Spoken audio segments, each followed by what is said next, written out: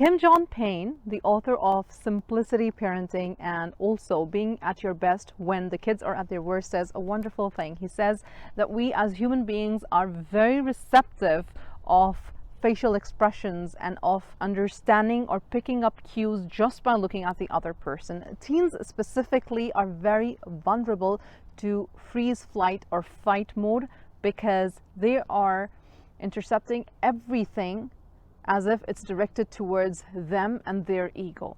And usually we think that they're disobedient. However, their nervous system, majority of the time, because of their mental development stage at that time, is disoriented. So if they see our eyes softening, our shoulders relaxed, our tone of voice low, they immediately become perceptive.